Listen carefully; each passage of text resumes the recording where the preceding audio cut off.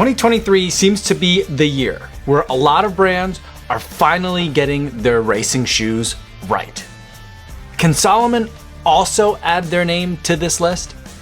This is the Salomon S Lab Phantasm 2, and it's time to take it for a run.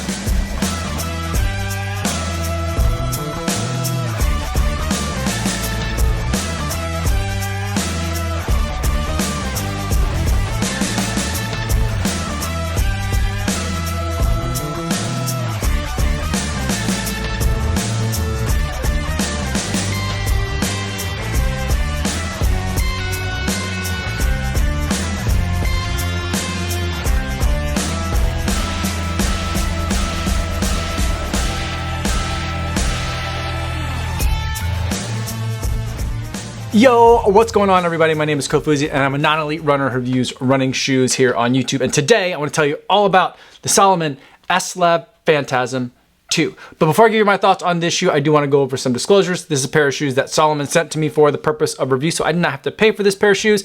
However, they're not paying me to make this video or to use the shoe, and they're not going to get a chance to preview any of my footage or my thoughts before you guys get a chance to see this video on YouTube. So with that disclosure out of the way, let's talk about the Salomon S Lab Phantasm 2. First, let's go over some specs on the shoe. This is a 37mm stack height shoe with a 9mm drop, giving us 28mm of stack height in the forefoot. But the real story about this shoe is that it's finally got P-backs in it. I believe this is the first time that Salomon is using P-backs in a running shoe. And there's also a carbon fiber plate in this shoe as well. On the outsole, we have a very thin application of rubber, mostly at the forefoot, but there's a couple of color matched strips of rubber towards the back of the shoe, and it's that Conta grip that you might be familiar with if you have been running in Salomon shoes for a while. The one thing that I will say about this outsole is that even though it looks really grippy straight out of the box, it's kind of like that kind of rubber that's so grippy that it was actually slippery the first time I took it out onto the roads. It was a little bit wet out there, so I kind of had to scuff up the shoe a little bit, and then it got like super nice and grippy and the kind of traction that I've come to know from Salomon shoes. Moving to the upper, we have a very kind of retro style of design, even though it is a very striking design and use of color that they have here. But the use of this kind of translucent ripstop type of material and a very otherwise minimal upper definitely reminds me of some racing shoes that we might have seen more towards like 2019, 2018, maybe as early as 2017. Not that that's a bad thing. Shoe designs were really great back then too, and I'm really liking the way that they've designed this S Lab Phantasm 2. For the tongue, they have an incredibly thin tongue. It's super floppy. It's almost like sheer, or it feels like it's made out of lace. It's very soft to the touch. It's also really floppy, so you kind of have to like finesse it a little bit in order to get it to sit down on the foot. But once it does, there's just a tiny bit of padding in here to take some pressure off of the laces, and the whole thing just sits on the foot really nice and comfortably. Kind of just disappears. Then in the back of the heel, there is a tiny amount of structure in this heel cup, but nothing too obtrusive, and it doesn't go that high. It stays nice and low. And there is a little bit of a bumper pad back here to make sure that it stays nice and snug on that back of the ankle. Altogether, this shoe comes in at a very light weight of 8.5 ounces or 210 grams. All right, now that we've gone over some of the specs, let's talk about what it was like to actually run in the shoe. And let me tell you, this is a legit running shoe. Salomon has definitely nailed it with this one. I think this is a fantastic super shoe. I've been having a really fun time putting in some hard workouts in it. And it's got me thinking that because so many running brands have finally gotten their racing shoes right this year, and it also happens to be brands that hadn't been using P-backs in their racing shoes previously, I'm wondering if there was some sort of like either legal reason, like a patent type of thing, or a contractual type of thing, like the suppliers maybe had exclusivity contracts, or maybe they just weren't enough factories making enough reliable supplies of P-backs to supply all the demand that was out there. But whatever it is, there's enough P-backs to go around now, and P-backs and a plate is a really kind of simple idea, I guess, air quotes simple, but it's an idea that really works, and it's definitely working in the Salomon S Lab Phantasm 2. In terms of overall feel, it's definitely very Vaporfly reminiscent, although I feel like this shoe is just a little bit denser in the forefoot, and I think the main reason for that is because of the low plate position of the plate in the Salomon S Lab Phantasm 2.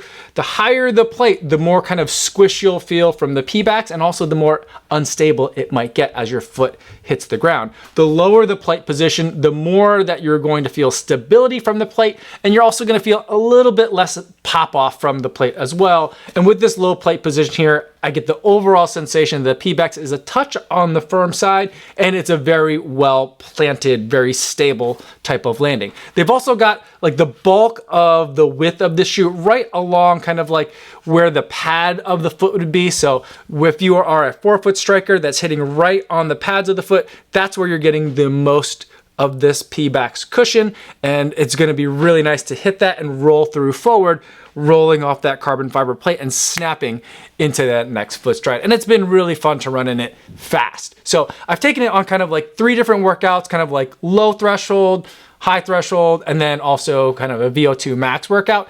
And for me, the faster I run in this shoe, the more fun that I have in it. And that kind of makes sense if you think about the fact that it's a little bit denser of an experience. That means it's going to be more responsive when you're talking about that P-backs, and you're going to get a lot more bounce off of it the more that you put into it. I do feel though that kind of like the slower I got when I did like a low threshold kind of run, that's where I felt like the shoe quite wasn't as fun for me. The extra firmness of the foam started to kind of like make itself more apparent. I just didn't love it quite so much at some of those slower, relatively speaking, efforts.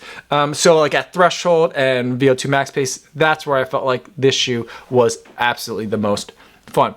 And overall, I think that this shoe is going to be a marathon racer for some people, but kind of like how I'm looking at the Vaporfly Next Percent these days, I'm thinking of it more of a half marathon, maybe even a 10K type of racer than I do a full marathon type of racing shoe. But depending on your foot strike and what some of your preferences are in terms of density and how much the foam is deflecting with each foot strike, this could be a marathon shoe for you, or it might be a half marathon racer. But in either event, regardless of whether you're training for a marathon or a half marathon, this is going to be a fun shoe to take for a lot of your workouts. All right, now let's get into some comparisons and see some shoes that we could pair this shoe with if you're trying to build a shoe rotation around the S Lab Phantasm 2. And let's also take a look at some of the competition and take a look at the buying guide. So in terms of shoes that you compare the Salomon S Lab Phantasm 2 with, I think if you're going to be using this for your race day, I do feel like a fun shoe to bring for your everyday would be another shoe from Salomon, keep it in the family, and that's the Aero Glide. This is a brand new shoe from Salomon for this year. It's using energy foam. It's one of their kind of, they don't really have super squishy foams at Salomon, but it's one of the softest shoes that they do have. I believe it's the tallest stack height they've put in a road shoe ever. And I feel like it's just a great shoe for banging out miles, easy runs, long, slow distance, that kind of thing. It's a really comfortable shoe to run in, although it's a touch on the firm side. And then if you're using something else for workouts, because maybe you want to save that Phantasm 2 for your racing only, then I think a fun shoe that kind of has a very similar type of geometry and feel is going to be the Asics Magic Speed 3. I feel like both of these shoes have a pretty similar plate position in my mind, and they have that kind of sensation where the foam is nice and bouncy, but it's a touch on the firm side. And this is also has that feeling where it's really low and planted to the ground. So I feel like if you're liking the Phantasm 2 for a race day, you're probably also going to like the Magic Speed 3 for your workouts and sessions. Now let's talk about the buying guide for this shoe. This shoe comes in at a very high price, $275, which makes it one of the more expensive racing shoes that is out there. I'm not sure that that price is quite warranted for kind of like at least my set of preferences for what a marathon racing shoe could be. But let's see what some of the other shoes that I think are similar to the S Lab Phantasm 2 are coming in at. One shoe is going to be the Hoka Rocket X2. I feel like Hoka's first time using P-backs in a racing shoe, and they're combining it with a carbon fiber plate that also has a really low plate position. I feel like these two shoes almost feel identical to me. They both use a translucent ripstop type of upper material, a minimal amount of bumper pads around the back of the heel, and a very lightweight upper. The difference being that the Rocket X2 feels a little bit denser and heavier, especially in the heel and in the overall weight of the materials used in the upper than the Salomon S Lab Phantasm 2. This one I feel like is not quite as good in my mind as the Salomon version. This one comes in at $250, so maybe that $275 price is okay. Another shoe that I think we could take a look at is another brand that I believe is using P-backs for the first time in their road racing shoes. And that's gonna be from Honest, the Cloud Boom Echo 3. I feel like this is another shoe that they've taken P-backs foam, carbon fiber plate, and put it into a really nice lightweight upper. This is a shoe that I've also been really enjoying more for that half marathon distance than I would think for as a marathon racer.